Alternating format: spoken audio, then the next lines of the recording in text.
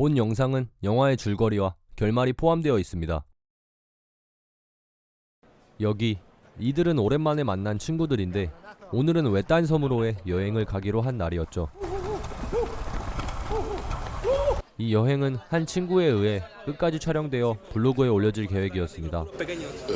그렇게 비행기는 섬 근처에 도착했고 거기서 또 배를 타고 들어가야 됐죠. 섬에 도착한 이들은 아주 신나게 놉니다. 노모자이크는 직접 영화를 보시길 바랍니다. 날이 저물고 이들은 야영 장소를 찾아다니죠. 그렇게 여행 첫날 밤이 흘러갑니다. 다음날 이들은 또 다른 야영 장소를 찾기 위해 이동하는데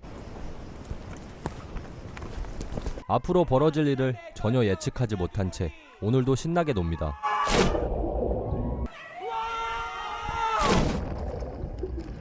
그렇게 또 다음날 아침이 밝았죠. 벌써 여행 3일차 실화? 그때 친구 자코가 동굴을 발견하게 됩니다. Make a mistake, Murph. Pero si nos vamos a bañar. Ya nos bañamos luego, joder. Mira, esta es mi tienda, tío, y en mi mochila hay una linterna, cógela. Don't let me leave, Murph.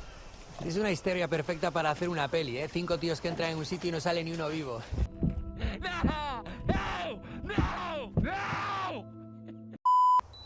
동굴 앞에서 기념사진 한 방 찍어주시고 안으로 들어가게 되죠. Como resaca que tengo, lo que me faltaba una cubetica. Quédate fuera, tía. Toma un poco de aire. Pero esto es muy estrecho y por aquí no quepa, ¿eh? Venga, que sí que pasas, culo gordo.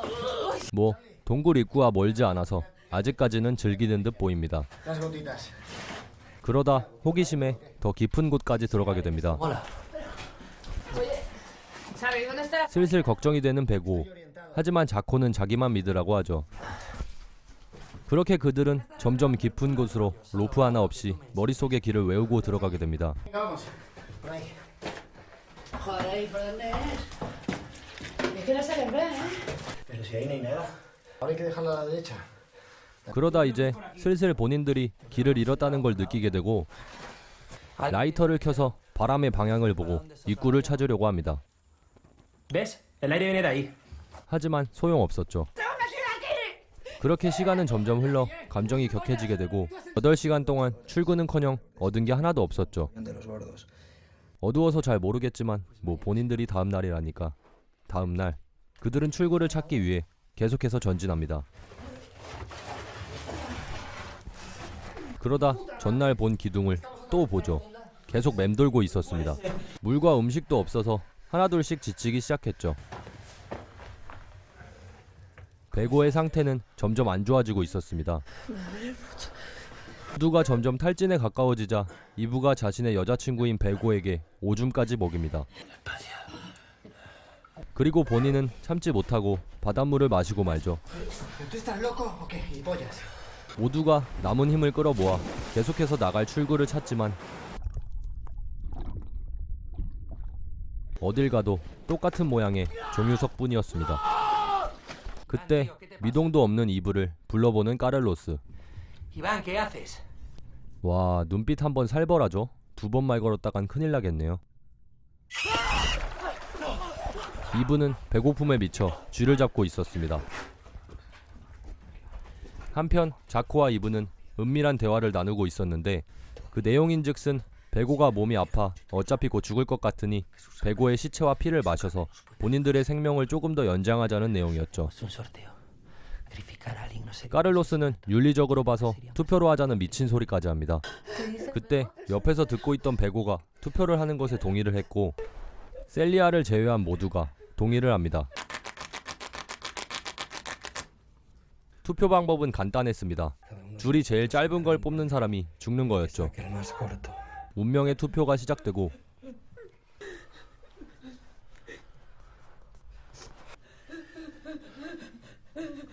마치 짝이라도 한 듯 베고가 짧은 줄을 뽑게 됩니다. 셀리아가 몸으로 막아보지만 모두가 미쳐있는 상태였죠. 결국 베고는 윤리적 투표라는 명목하에 살해당합니다.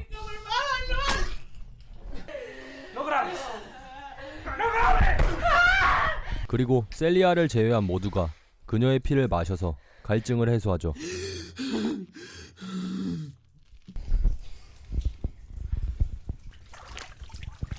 자코가 다음 타자는 셀리야 너라고 말합니다. 그 얘기를 듣고 가만히 있으면 미친 거겠죠? 바로 카메라를 훔친 뒤 그들의 눈인 후레쉬를 훔치러 가는데 그 와중에 자코는 베고의 시체를 먹고 있었습니다.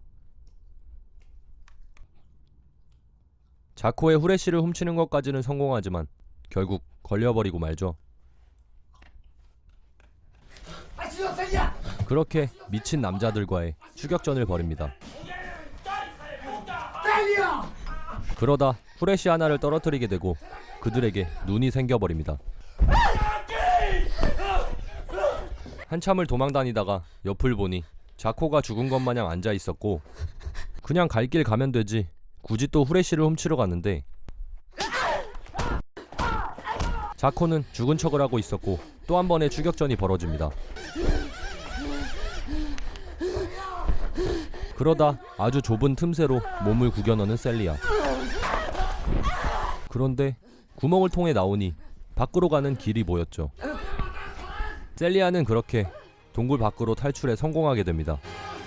용서해줄 테니 돌아오라는 자코의 말에 고개를 돌려 씩 웃더니 영화는 끝이 납니다. 지금까지 영화 동굴이었습니다.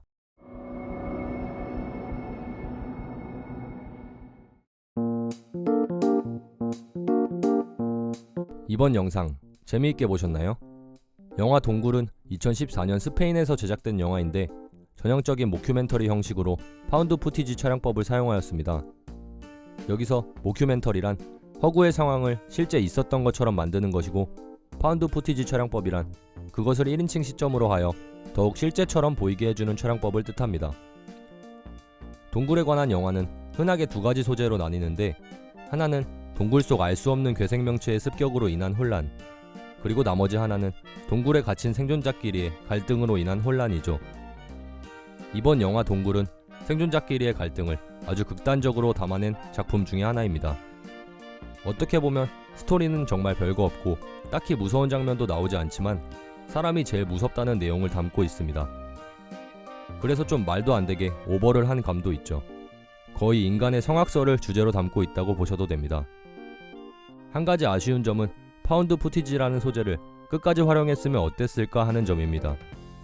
동굴 밖으로 나와서부터는 갑자기 3인칭으로 바뀌어버리는 어이없는 상황이 연출되었기 때문이죠. 차라리 찍던 캠코더를 밖으로 들고 나와 그 영상을 이용하여 다른 무언가의 상황이 나타나면 어땠을까 하는 아쉬움이 있었습니다. 그래도 감독이 말하고자 하는 점은 아주 잘 담겨있는 영화였던 것 같습니다. 인간의 본성은 어떨지 의문을 남겨주는 영화 동굴, 여기서 리뷰 마치겠습니다.